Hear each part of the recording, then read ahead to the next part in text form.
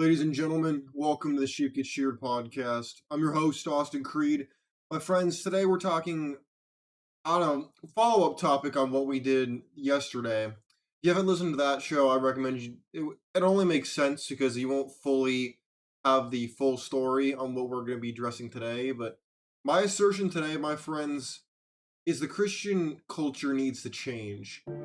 We have this very unique position, and if you're not a Christian, I get it.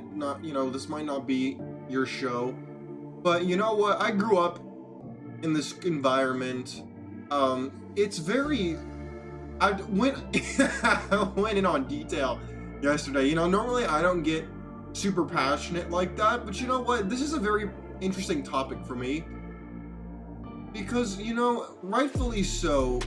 I think it's important to call out hypocrisy, and I think it's important to call out double standards, gaslighting, moving targets, and if we don't do that, we're doing a disservice. One of the top critiques for most religious people, especially Christians, is this idea of being a hypocrite. You say one thing, and then you do something completely contrary to what you just preached. And I make it a priority for me not to do that. Number one, because I don't believe in pretending like, oh, I'm so virtuous and I am so holy. I don't do that on this show. I'm very open that I don't believe in monogamy. I don't believe in the traditional Christian experience. Not because it can't work, but because we don't live in a society that supports it. We don't live in a culture that reinforces those values. We don't have the ability to keep people accountable because people are incentivized to lie. And we're going to really dive back into the topic we talked about yesterday with Christian culture and how it needs to change. And the avenue that I'm really going to come at this from is this establishing a unfortunate reality, and that is, gentlemen, you might find offense. You know what? You might find offense at this, and the reason I say the gentleman might is whenever I talk about topics like this, whether it's marriage, relationships, which I do at length on this program, for some reason, with very rare exception, it's not the women who are saying, Austin, you're out of line. Austin, how dare you say a thing like that? It's the men who come on my channel and they say something like, oh, you bitter and hurt, man. You don't got game, bro. Or some dumb crap that's I might have heard back in middle school and might have entertained in the 6th grade, but I grew out of that after I turned 13. But my friends, it's time we really had a conversation about, look, if you are someone who's religious, and not everybody has the same definition apparently, it's gotten so complicated in the world today. You would not believe how much people want to be an individual, but they also somehow want to be part of a bigger collective. I'm very upfront. I made my own philosophy. Biblical bachelorism is something that I created. Not because I wanted to just be different to be different, but because we live in a society today that fronts one thing and then allows for multiple different others on the back end. We talk about how in the Christian culture that we want to be holy, right? Be holy for I am holy, Jesus said.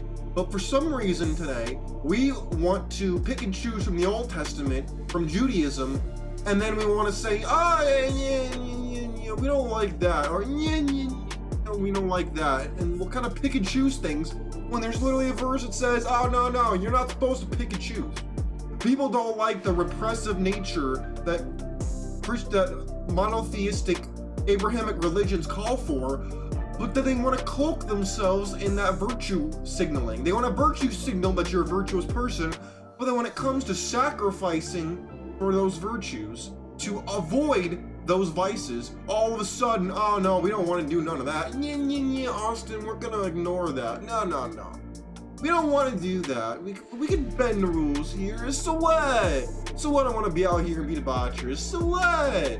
So what if I want to go sleep with 10 men and whatnot? So what?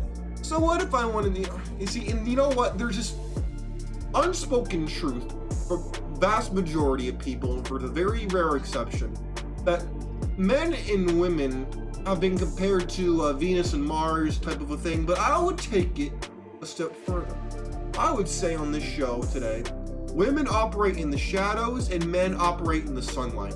For example, I know women in my life, and I will not disclose their names because number one, they'll probably try to sue me, or they'll hit me up later today and say I was talking junk and whatever. I'm gonna avoid drama by not putting people's names, or government names, on this program. But I know people who have had multiple sexual partners in the same night, and I'm not saying that to slut shame them. I don't care. I don't care enough to make people feel bad like that. People are gonna do what they want to do. That's their business. But I say that not to shame you, but to point out that these same women who I know are in these streets getting dollar bills, finessing men, getting their cheeks clapped, all these things, but then I see them on Sunday pretending like, oh, I am just the epitome of virtue, and I'm so holy, and you see them with the sundress, and have the whole Becky look going on, like they want her to fly, and they don't even know what sex means. And then I know dudes in my life who, they want to be really holy, and I respect them for it, honestly. I'm not saying this to mock them. In fact, the opposite is true. I respect them for holding these ideals really close to the chest and believing it. But the way they see these women and the way that I know they're out here acting, they don't line up. But let's go back again. It's the men. When I try to tell these guys, hey man, I know what these people are actually doing, they get mad at me because they think, oh, that can't be true. Oh, it must be somebody else, or there's an explanation. They'll make excuses for that, and they'll get mad at me, the messenger, not actually at the behavior or they'll just be like, oh, they're changed now. I forgive them for them, blah, blah, blah. And they assume that because you were a certain way 2 years ago, 2 months ago, whatever, all of a sudden, because you're here now, that you're this new person. The past is completely out of the way, has no bearing on the present, and now we're gonna move forward and you're gonna be this new person with no repeats of the past, no hiccups, no lapses, nothing. It's like someone who's addicted to a drug or an alcoholic. All of a sudden they're like, oh, I'll have no alcohol whatsoever, but I'll be surrounded by it, but I'll have my friends that still go drinking. But you see how that doesn't really make sense? You see how these things don't line up? These women will want to go to church and front that they're moral people, but then they'll have friends who are outright debaucherous, living in the streets, have sugar daddies, doing double backflips on dudes and all this stuff. But they'll say, oh, but I don't do that. Really? Oh, hell no! I'm not buying that for 2 seconds. And the reason why is because you are the people you hang out with. And the problem with the Christian culture today is it doesn't hold women accountable because they don't do their actions in broad daylight. Women who I've experienced, myself personally, who I've seen on Instagram, what I've seen with my eyes, heard with my ears, experienced with my own sense of touch. I'll let your imagination go where you want with that one. They can come through 10 o'clock, 9 o'clock, 11 o'clock, midnight, get their business handled, and then go home, and nobody knows about it because they are not going to advertise that. You as a guy, you might go tell your friends, be like, yeah, I went over there and I gave it a bang, the bang boom and the bobbity bibbity and blah, blah, blah, blah, blah. But women don't do that. Women don't go out here and expose themselves like that. So you would never know. The dudes, they'll talk about it all the time. They're like, yeah, man, I hit those skins and I did this and I did that. Like it's a conquest. Women, they don't see it like that. It's the easiest thing they can do. And they don't benefit by telling it. So of course, they're not gonna tell anybody. So again, they're not lying, they're just not telling you. And you don't ask, so they don't lie about it because you didn't ask. You don't think to ask because you see her at church. So you think, oh, she's not like that. Women at church don't have needs. They don't have desires. They don't want Pookie or Chad or Tyrone or Ray. No, they want me, my gumpness. They want me. I'm sorry to tell you, that's just unfortunately untrue. Oh my God! It's just not reality, and I wish I could tell you that it was. Trust me, if I could, I would, but I'd be lying to you. And I'm many things, but I'm not a liar. You may disagree with me, not like the way I say things, but you can't argue about what I'm telling you is true. You could argue that my delivery should be softer, you could argue that what I'm saying might be construed as insensitive, or you could call me names, but you can't call me a liar. I challenge anybody listening to this show to call me a liar, because you know I'm not lying. I know a guy, one of my best friends, and I will not mention his name, he knows who he is. He figured some of this out the hard way on the back end with some of the stuff. After he got married, he figured out some stuff. And you know what? That's nothing against his wife. That's just something that you don't think to ask these questions. And I'm not saying go and ask the body count question, because if you even have to ask, you know it's high.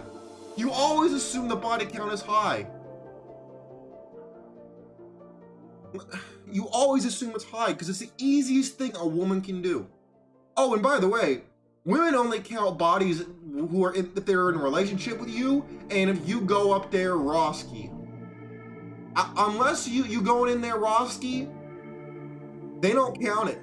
Unless you're in a relationship with them, they don't count it. So they'll tell you 2, 3, 5. That's not the real number.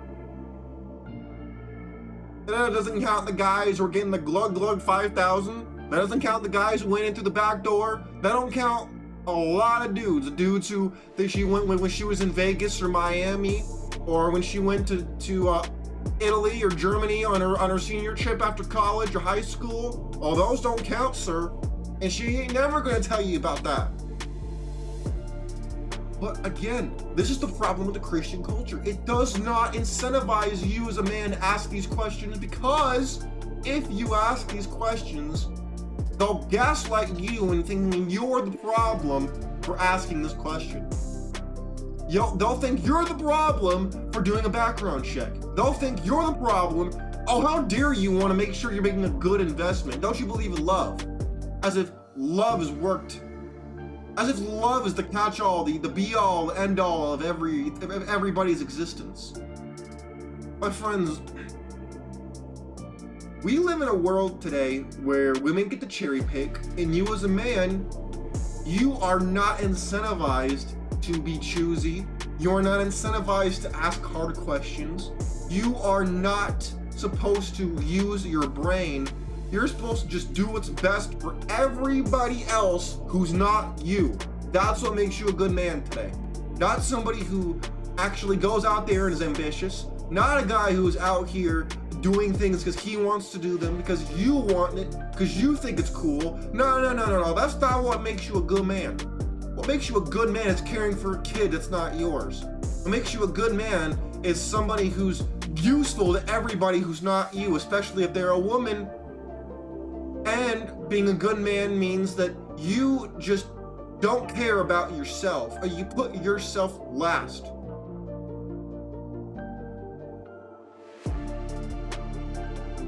My friends, a lot of people operate their life backwards, and sometimes, you know what, it doesn't always end really badly in a nightmare. It doesn't.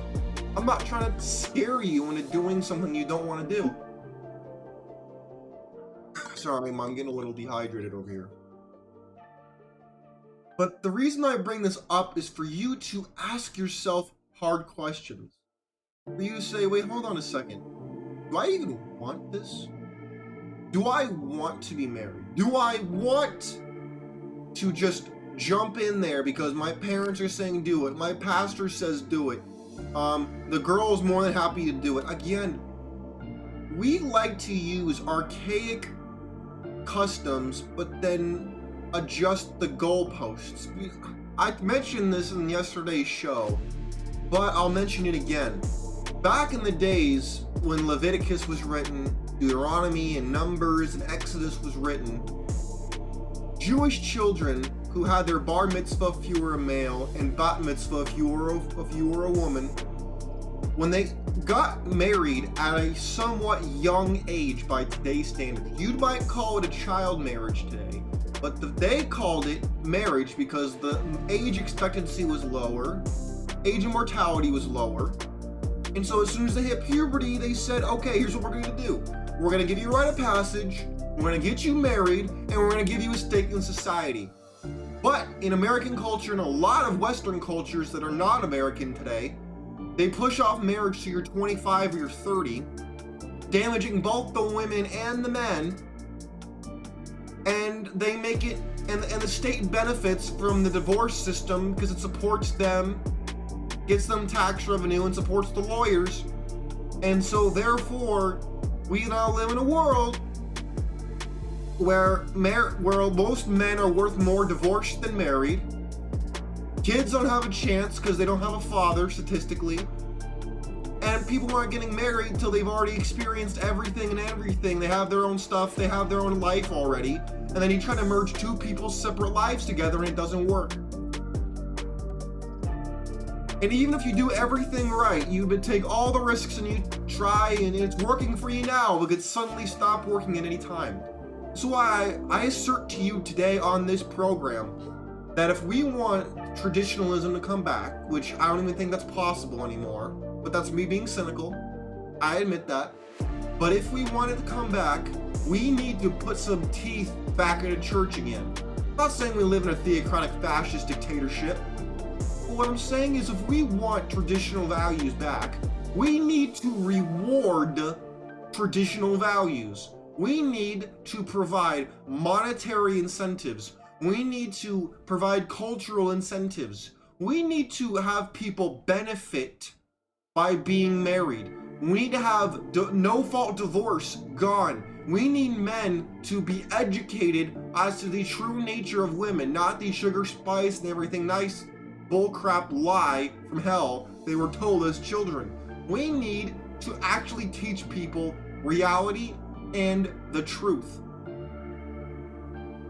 The problem is no one wants to rip that band-aid off because they're going to get a lot of backlash, a lot of flack, and a lot of people getting in their feelings instead of trying to actually get results. And I'm sick of the excuses and I want results. That's why I'm talking about this today. That's why I'm calling for change today. And if you want to know where my true ideals lie, Biblical Bachelor, pick up a copy. Audiobook is available too on Audible if you want to listen to it while you're on your drive to or from your job or wherever. But my friends, I'm telling you today on this show, if you really want the church, if the church wants young men back in the pews, then they need to stop pandering to the women. They need to stop gaslighting men. They need to stop sending men to the meat grinder of marriage and educate them on what they stand to lose. Educate them on how to get a prenup. Educate them on how to get DNA tests for their kids. And call out women for being skeezers in your church. We need these things back if we want this to work. Otherwise, it's just going to become even more of a giant joke. Why do you think Islam is rising all over the planet? Because they're doing this. Because they make it worth it for men, and they provide instruction for women, and they actually enforce what they say. They don't just say it, and then when something doesn't go their way, they pretend like it didn't happen, and they sweep it under the rug. We need to stop this garbage. But nobody wants to really take that. Nobody wants to have the courage to step up. So I'll do it. I'll call for the change. Anybody want to debate me? Dang, hit me up in the comment section. Hit me up on X at Chief Gets Sheared. Make my day. I'm happy to discuss this. Because I know I'm not wrong on this. You might not like my delivery, like I said, but you can't argue with the facts of what we're talking about today. Well, my friends, I'll leave it at that. I didn't want this to be a whole lecture. I just wanted this to be a follow-up to what I did yesterday. My friends, I'm going to be going on spring break. I'm finally almost done with college after getting out of the military. I've told the story before. But I'll be on spring break, so it's going to look a little different for the next week. If you follow the show regularly, just know the next week and a half, I might not have visual. It might just be a podcast audio. So if you like listening to this masculine, sexy voice, then you're in luck. But just keep in mind that's probably going to be happening. I'll be using some alternative equipment to what I normally have here at school. So, my friends, in the meantime, take care of yourselves. I'll have one video that I scheduled coming out on Monday. I hope you guys enjoy that. In the meantime, take care of yourselves. If you have any comments, questions, concerns, feel free to leave it in the comments on my X page. You're welcome to do it. I welcome the healthy debate. If you're gonna come over there and insult me, you're free to do that. Just don't expect me to respond to you. I don't have time for it. My friends, take care of yourselves. Question everything you heard today. I'm out of here. Peace.